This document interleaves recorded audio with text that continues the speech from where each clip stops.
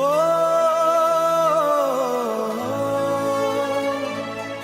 सजनिया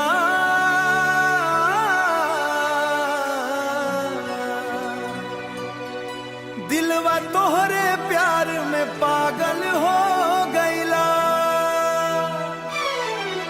तोहरे होठवा के नशा दिलवा पे छा गईल, तोहरे नैना के जादू जान ले गईल।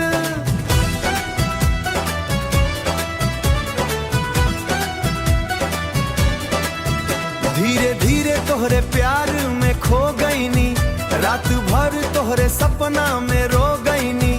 तोहरे चुड़िया के छन छन दिल धड़का दे, तोहरे हंसी ये जान हमके पागल बना दे। चांदनी रतिया में बहिया में आजा, धीरे धीरे प्यार के गीतवा सुना जा। तोहरे सांसों के मोह दिलवा चुरा ले, तोहरे इश्क के तन मन रंगा दे। तोहरे कजरारे नैना बिजली गिरावे, देखते ही दिलवा हमार मन जावे।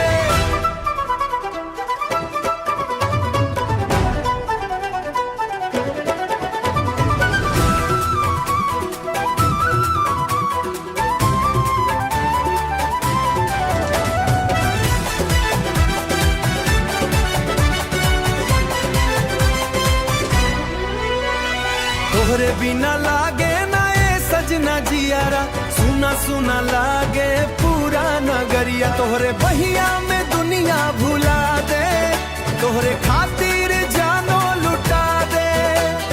रूपावा तोहार जैसे सावन के फुहार, दिलवा पे चलावे प्यार के कटार। ओ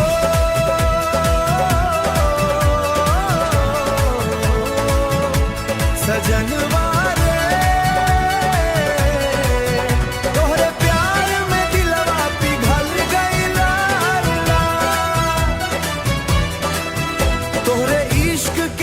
हम पे चढ़ गईला। तोहरे होठवा के नशा दिलवा पे छा गईल, तोहरे नैना के जादू जान ले गईल।